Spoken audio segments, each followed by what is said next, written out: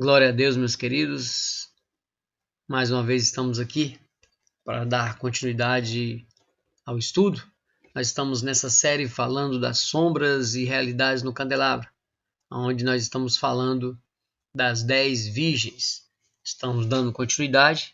Esta é a parte de número 3, ok? Então, se você adentrou aqui neste momento, eu aconselho você a voltar na parte número 1 e 2 para que fique melhor esclarecido, né? Para que você possa receber a revelação completa. De repente, se você chegar aqui agora, neste momento, pode ser que você não entenda muito bem o que nós estamos falando, ok? Então, parte 3 desta série, a qual nós estamos falando das 10 virgens, ok? Meu nome é Altair, você está no canal Fim desde o Princípio. Eu te convido a se inscrever no canal, se você ainda não é inscrito. E também, se você gostar do vídeo, dá um like aí para que o vídeo seja relevante também para outras pessoas, para que elas possam também participar desta revelação a qual nós estamos participando, ok? Então vamos dar continuidade aos estudos, querendo tirar esse cronômetro como sempre. Então vamos lá. Dando continuidade, nós na aula passada, ou seja, na parte de número 2, nós mostramos o porquê a igreja é tratada como uma virgem.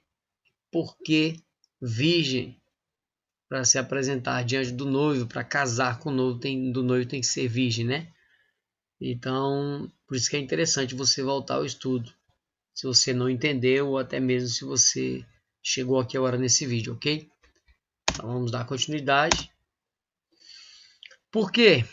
Né? A virgindade ela é tão importante na Bíblia a ponto de Paulo tratar com zelo. Vamos lá. Por quê? Vamos começar lendo alguns textos, né? 2 Coríntios 11, 2.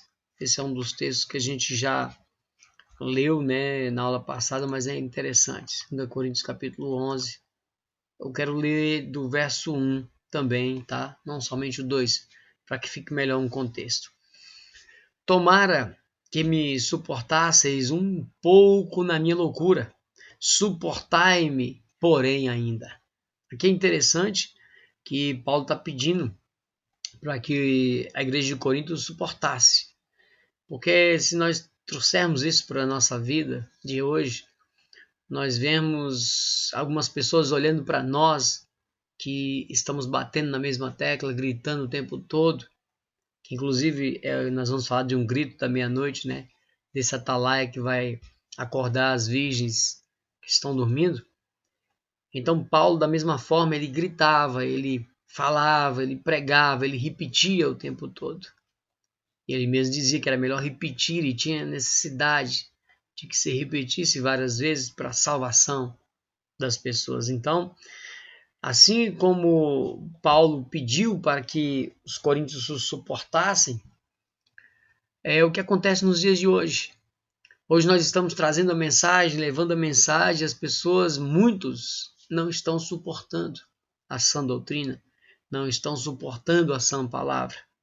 Estão nos chamando de loucos, de doidos, né? Estão nos chamando justamente de pessoas desorientadas. E na verdade nós estamos pedindo, assim como Paulo, que eles nos suportem um pouco mais ainda, porque a hora já está chegando. E suportasse a nossa loucura, né? Porque se em Cristo nós somos loucos, que assim seja, mas que sejamos loucos como Paulo foi, e zeloso pela sua palavra, que é o que ele vai falar agora no verso de número 2, onde ele diz: porque estou zeloso de vós, com zelo de Deus, porque vos tenho preparado para vos apresentar como uma virgem pura a um marido, a saber, a Cristo. Então veja, essa loucura de Paulo pedindo, né, aos olhos, claro, de quem estava vendo, pedindo para que eles o suportassem, porque ele era zeloso, amoroso. O desejo de Paulo é que todos, assim como o desejo de Cristo, o desejo de Deus, que todos chegassem à salvação. Então Paulo, com esse zelo, ele estava preparando as pessoas para se apresentar como uma virgem, né, pura, sem pecado, sem mácula, sem ruga, ao marido que é Cristo. Mas vamos prosseguir. Então, por que a virgindade é importante? Porque a virgindade, nos traz a purificação, nos traz uma lavagem de uma regeneração pela palavra, né? Então isso nos remete à pureza, à santidade.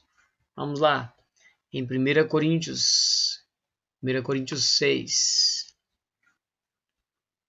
1 Coríntios, capítulo de número 6. 1 Coríntios, capítulo de número 6, 12 a 20. Todas as coisas me são lícitas, mas nem todas as coisas convêm. Todas as coisas me são lícitas, mas eu não me deixarei dominar por nenhuma. Vamos lá. Os manjares são para o ventre, ou seja, as comidas são para o ventre. E o ventre para os manjares, ou seja, o ventre para as comidas. Deus, porém, aniquilará tanto um como aos outros. Mas o corpo não é para a prostituição, senão para o Senhor, e o Senhor para o corpo. Então veja que Paulo está tratando de uma prostituição espiritual. Você vai entender. 14. Ora, Deus que também ressuscitou o Senhor, nos ressuscitará a nós pelo seu poder. Não sabeis vós que os vossos corpos são membros de Cristo? Veja, então ele já começa a apontar essa prostituição como uma prostituição espiritual, não somente como uma prostituição física, ok?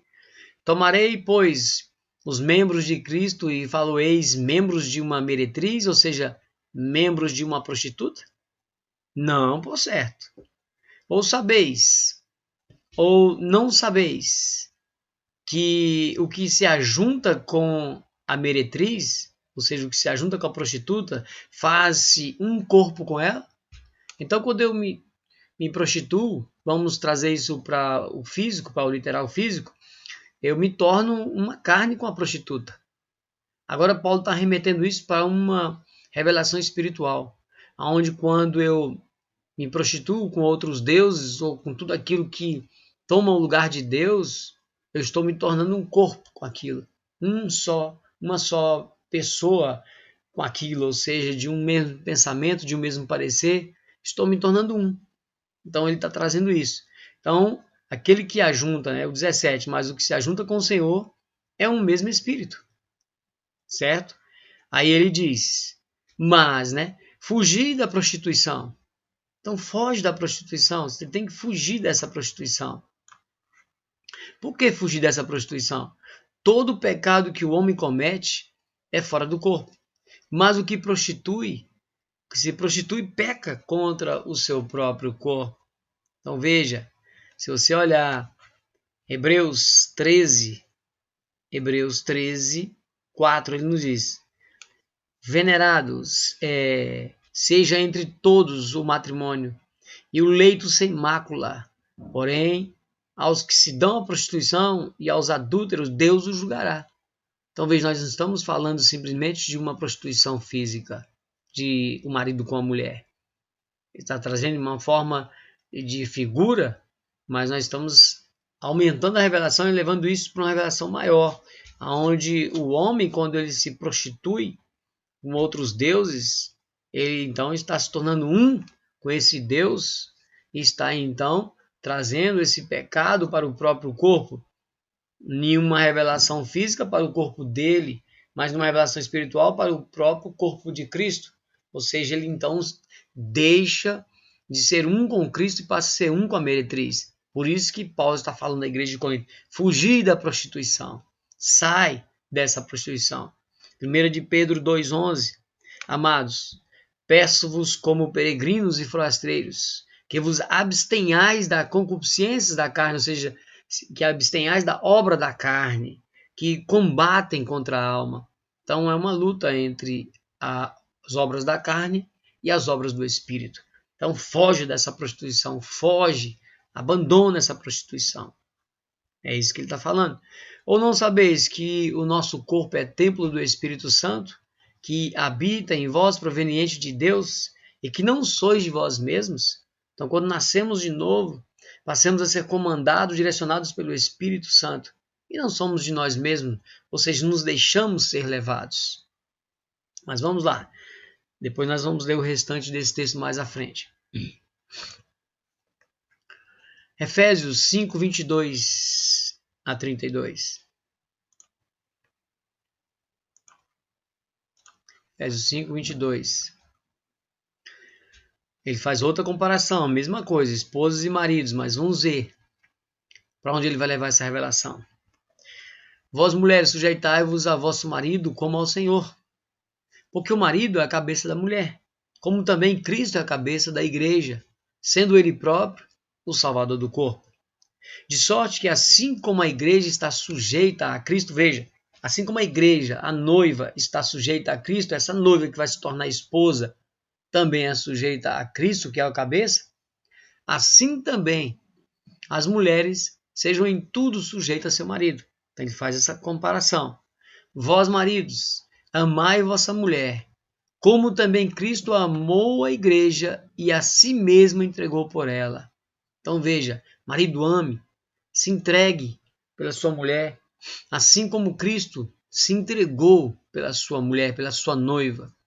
É interessante que se nós olharmos o primeiro Adão, né, onde ali Deus fez Adão adormecer, nós falamos sobre isso, Deus fez Adão adormecer ali para retirar a mulher de suas costelas, onde ali ele colocou Adão para dormir, tirou Eva da costela de Adão, ou seja, ali é uma figura da igreja saindo, né, de Cristo, ou seja, assim como Eva saiu de Adão, lá na cruz também a igreja saiu da costela de Cristo, onde ali saiu água e sangue na hora que o soldado então foi conferir se Cristo tinha morrido.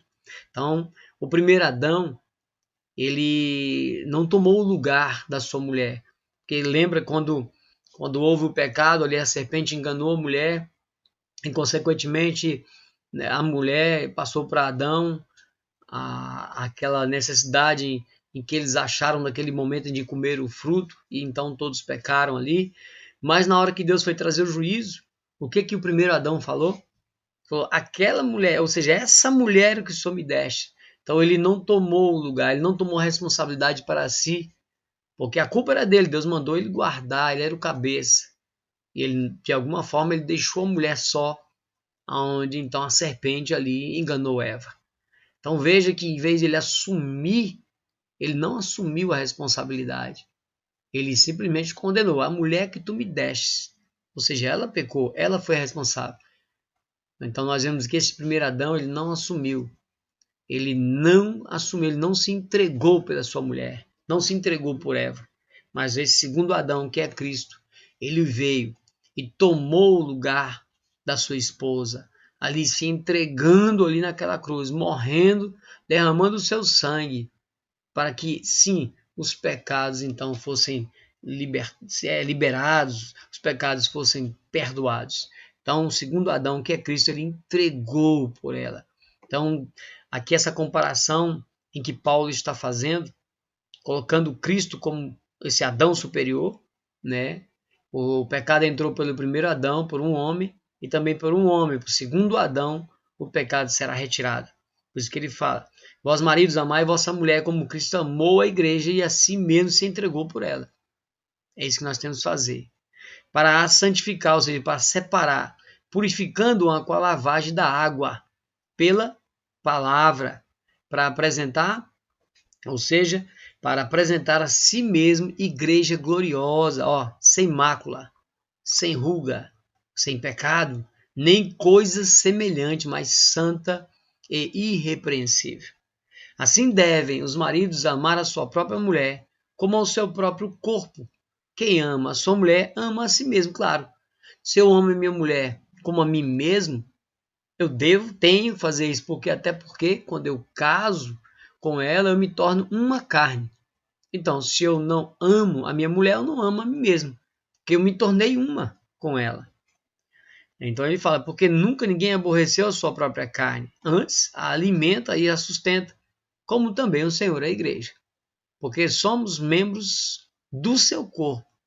Por isso, aí ele repete aqui Gênesis 2, por isso deixará o homem seu pai e sua mãe e se unirá à sua mulher, e serão dois numa carne. Então, grande é esse mistério. Digo, porém, a respeito de Cristo e da igreja. Por quê? Assim como o homem vai deixar pai e mãe e vai unir-se a uma mulher e vai se tornar uma carne, então qual é o mistério? O mistério é que Cristo também deixou os céus, deixou o Pai e veio e se unir com a mulher, com a igreja. E Cristo então se torna um com a igreja. Assim como o homem se torna um com a sua mulher, Cristo se torna um com a igreja. E nós, em Cristo, se tornando um em Cristo, automaticamente e consequentemente se tornaremos um com o Pai. Então veja que esse é o mistério, de nos tornarmos um em Cristo e um com o Pai. Ou seja, de um mesmo parecer, de um mesmo cerne, porque estaremos neste momento glorificados, estaremos com um corpo incorruptível. Esse é o mistério. Mas vamos prosseguir. Vamos lá. 1 de Pedro 1,13. 1 de Pedro 1,13. Portanto, cingindo os lombos do vosso entendimento, sede sóbrios e esperai inteiramente na graça que se vos ofereceu na revelação de Jesus Cristo. Então, nós hoje, através do entendimento, sejamos acordados, sóbrios e esperando em quem? Em Cristo, que se ofereceu por nós. Então, nós colocamos essa nossa, vamos dizer assim, nós éramos destituídos da glória de Deus e passamos a ter paz com Deus através dessa graça, através do Cristo, através dele que ali morreu e se entregou naquela cruz por nós, nós passamos a ter acesso novamente, passamos a ter paz e passamos a ter comunhão com Deus novamente. Então, inteiramente através dessa graça, através de Cristo, nós passamos então a esperar, a ser participantes desta revelação. Mas como? Como filhos obedientes. Ou seja, como filhos obedientes, mas como assim? Como filhos obedientes não conformando com as obras da carne, ou seja, com a concupiscência, que antes havia em nossa ignorância. Antes de conhecermos a Cristo, antes de sermos participantes na aliança, nós éramos ignorantes. Mas quando passamos a fazer parte dessa aliança, veja só um detalhe, como filhos obedientes. Então, não vamos mais nos conformar com a obra da carne. Ou seja, não vamos mais nos conformar com a prostituição. Romanos 6,4. De sorte que fomos sepultados com ele pelo batismo na morte, para que, como Cristo ressuscitou dos mortos pela glória do Pai, assim andemos nós também em novidade de vida. Ou seja, quando Cristo morreu na cruz, nós morremos com ele. É como se nós tivéssemos morrido com ele lá. E então agora estamos em novidade de vida. Se estamos em novidade de vida, o que acontece? Nós automaticamente temos que nos sermos obedientes. E se tornando obedientes, nós não nos conformamos com as obras da carne. Porque não somos mais ignorantes. Colossenses 3. Colossenses 3, 5, 7. Veja. Colossenses,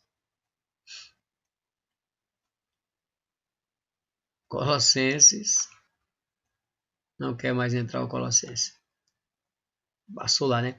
Colossenses 3 a 7. Mortificai, pois, os vossos membros, ou seja, matai os vossos membros que estão sobre a terra, a prostituição, a impureza, o apetite desordenado, a vil concupiscência, a avareza, que é a idolatria.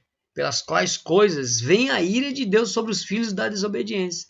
Então veja, Deus se ira sobre os filhos da desobediência. Por isso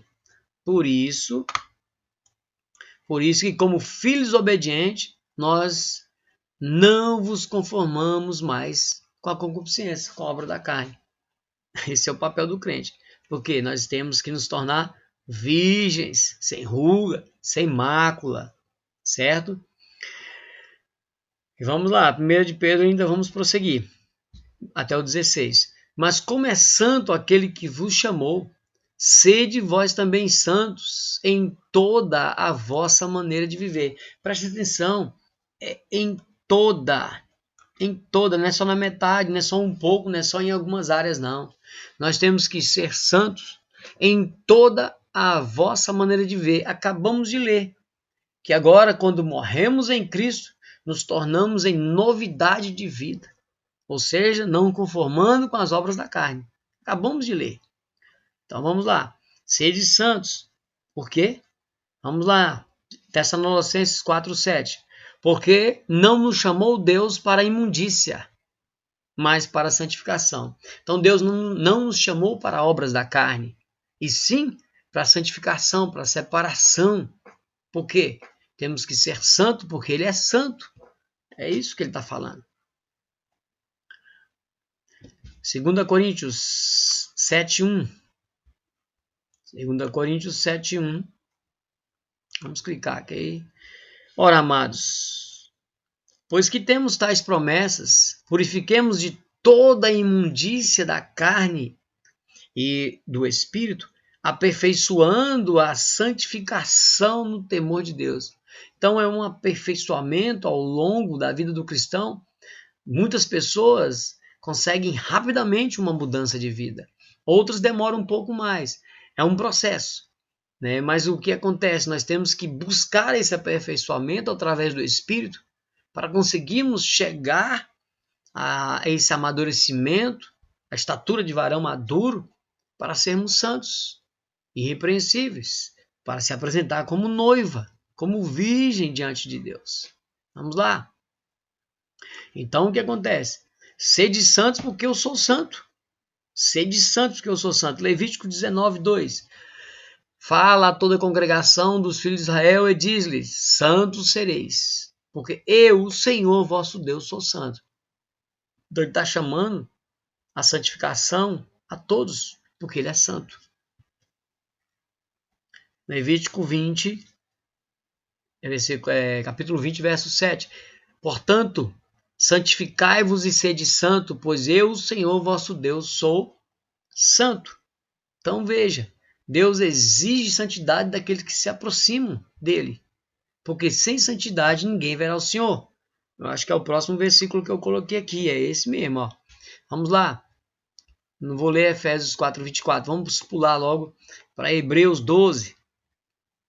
Hebreus 12, 10 e 14. Hebreus 12, 10. Porque aqueles, na verdade, por um pouco de tempo, nos corrigiam como bem lhe parecia, os pais, mas estes para o nosso proveito, para sermos participantes da sua santidade. Então veja, nós temos que ser participantes da santidade, mas vamos lá. Hebreus 12, 14. Segui a paz com todos e a santificação, sem a qual ninguém verá o Senhor.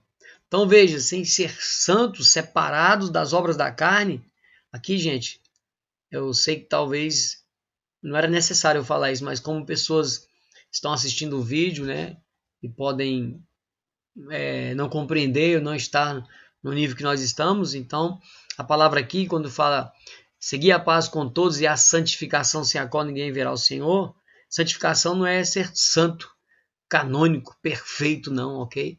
Eu sempre gosto de falar que perfeito somente Cristo. Mas a santificação é no sentido de você se separar, é o que nós estamos falando aqui o tempo todo.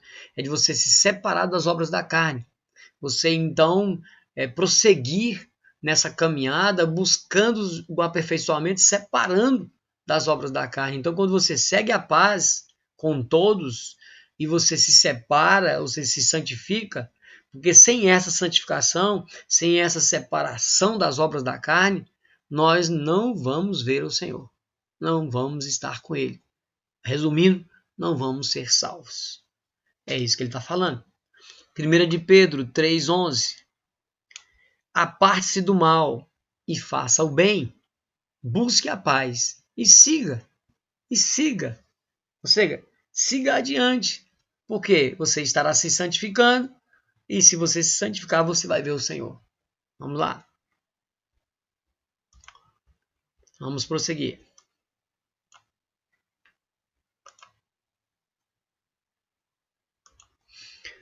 Como crentes, devemos obedecer ao que Deus nos diz. É claro, obediência. Hebreus 5,9 diz que ele é a causa da redenção para todos aqueles que nele crê. Claro, mas para os que lhe obedecem, ele é a causa da salvação.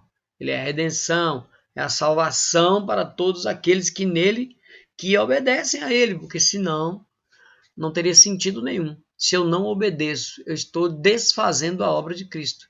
Eu estou desfazendo a obra na cruz ali quando eu não obedeço. Né? Hebreus capítulo 10 diz que nós desfazemos a obra da redenção de Cristo, calcanhando o sangue, desfazendo a obra. Então, como crente, devemos obedecer ao que Deus nos diz para fazer. Esta é a razão que devemos lutar nossas batalhas espirituais usando a couraça da justiça. Eu sempre falo que se Deus não nos mostrasse que há uma luta entre o bem e o mal, entre Satanás e nós, de novo, não tem uma luta de Satanás contra Deus. Deus já venceu Satanás. Né? O plano de redenção já está estabelecido. Satanás vai ser lançado no lago de fogo. É só uma questão de tempo. O desenrolar de todo o plano de redenção, ele já sabe o que vai acontecer com ele ali no final. A luta é de Satanás contra nós. E para isso Deus nos dá armadura. Ele não nos dá um guarda-sol. Eu falei isso em vários estudos. Ele não diz para nós descansarmos simplesmente não fazermos nada. Mas ele nos dá uma armadura, a qual representa algo para nos proteger e nos dá uma espada para enfrentar o inimigo. Eu não vou ler o capítulo de Efésios, capítulo 6 completo, que está falando justamente dessa armadura, mas vamos ler de 13 aos 18. Efésios 6, 13 a 18.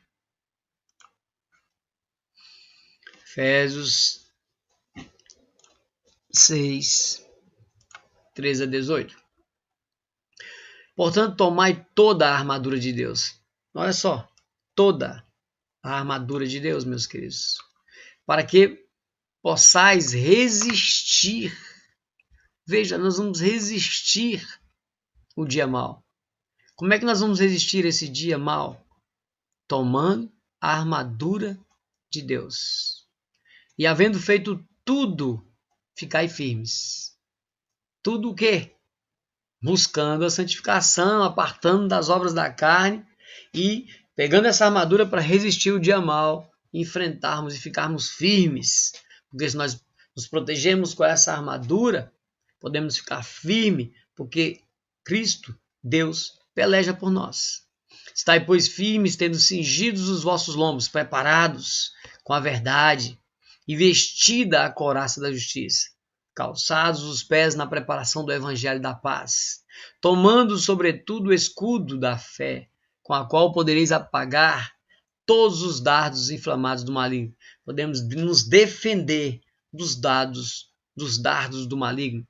Tomai também o capacete da salvação e a espada do Espírito, que é a palavra de Deus. Essa espada que divide, né, alma e espírito, juntas e medulas. Essa espada que divide o santo do profano, que divide o que é certo e o que é errado, que é a palavra de Deus. Essa que é a nossa regra de fé e prática. Essa palavra, justamente esta palavra que é a espada, a qual nós vamos carregar para dividir, para separar o santo do profano. Vamos lá. Orando em todo o tempo. meu querido, orando em todo o tempo. O tempo todo nós temos que estar em oração. Não é você gritar na rua, no seu trabalho, simplesmente atrapalhar umas outras atividades. É você ter os seus momentos, os seus momentos de oração, mas ter um momento que você está ali, ó, mas você está em espírito de oração. Quando você tem um tempo, quando você está ali quietinho no seu lugar, ore em todo o tempo. Com toda a oração e súplica no espírito e vigiando nisso, com toda a perseverança e súplica por todos os santos. Não é só por você.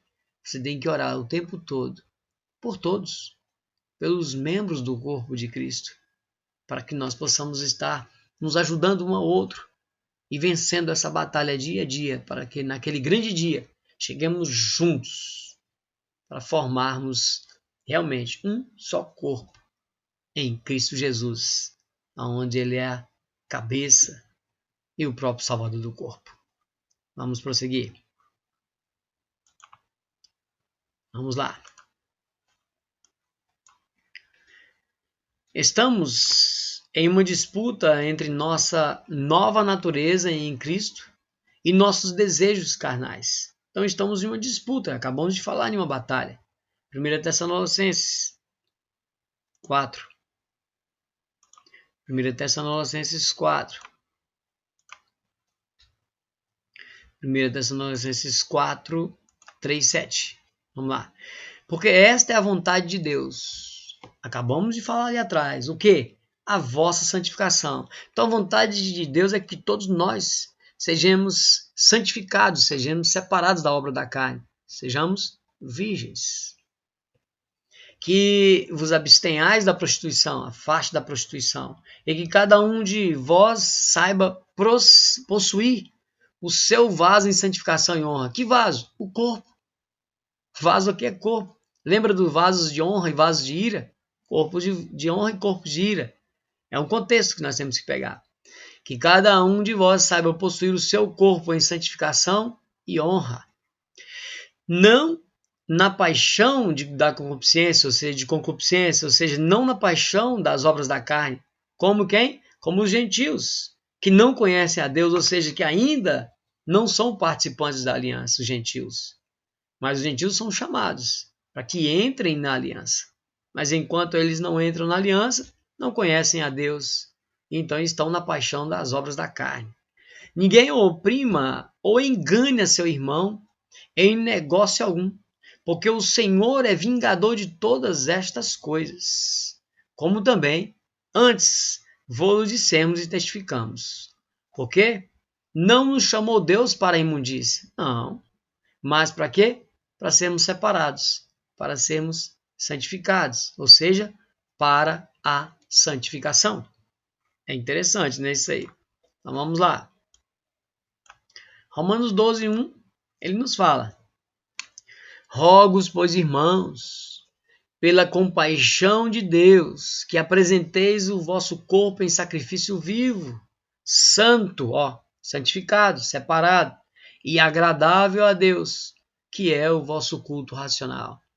Então nós apresentamos diante de Deus um corpo puro, sem as obras da carne, sem a prostituição, e consequentemente nós nos apresentamos a Ele como virgem. É onde nós estamos chegando.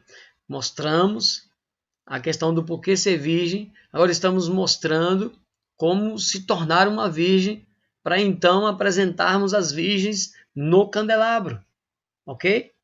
Vamos lá. Tenha paciência. Vamos lá. A razão final envolve, então, o mistério do casamento. Foi o que falamos na parte 2, na parte passada, anterior. Entre o noivo, entre a virgem e o noivo. Então, esse mistério, através dessa santificação, através dessa separação, através de nos tornarmos virgem, ou seja, a esposa do Cordeiro. Então, é esse mistério que nós acabamos de ler, quando falamos ali de Efésios, ali em cima, Efésios 5, 22 a 33, está aqui dentro. Mas esse mistério, que não é simplesmente o casamento de um homem e uma mulher, mas é o casamento de Cristo e a igreja, onde a igreja se torna uma em Cristo. seja, nós, como virgens, nos tornamos um em Cristo e, consequentemente, um com o Pai. Esse é o mistério. Então, nós vamos, então, começar a mostrar agora, então, essa questão das virgens no candelabro, tá? Daqui a pouquinho. Então, você fica já... Tenha paciência que você fique, porque nós queremos colocar essa revelação bem limpa.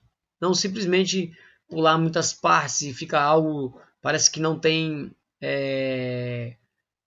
uma resposta, algo que fica faltando brecha. Não, nós queremos colocar todo um processo para que cheguemos à parábola das 10 virgens e quando nós explanarmos ela, fique claro realmente quem são, por que são virgens, por que tem azeite, por que tem lâmpadas, por que dormiram, por que é meia-noite, por que o grito, por que 10 virgens, por que 5 e 5. É isso que nós estamos fazendo. Porque não adianta simplesmente eu ler a parábola das 10 virgens e falar que as virgens são a igreja e tem gente dormindo e acordado na igreja e ponto. Nós estamos estudando, meu irmão. Eu sempre falo, né, vamos se alimentar de um alimento sólido, como diz Hebreus.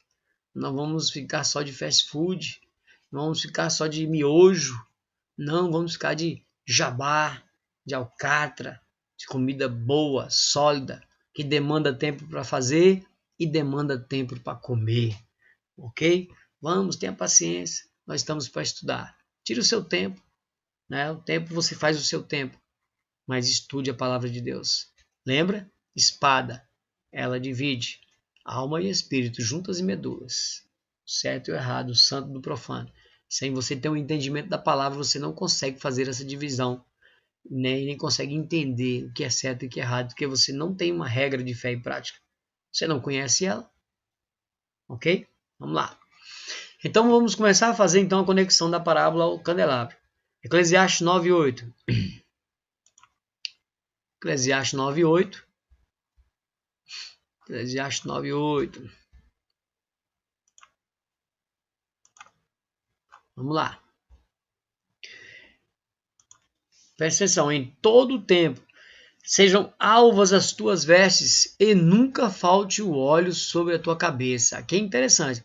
Nós estamos falando de vestes, né, alvas, ou seja, brancas. Em todo o tempo nós temos que estar com a nossa veste branca. Isso te lembra alguma coisa? As noivas geralmente casam de branco. Alvas, roupas brancas. Então o tempo todo nós estejamos com a nossa roupa branca, de linho, alva como a neve. Essa roupa branca nos diz que o tempo todo nós temos que ser virgens, preparada para receber o noivo.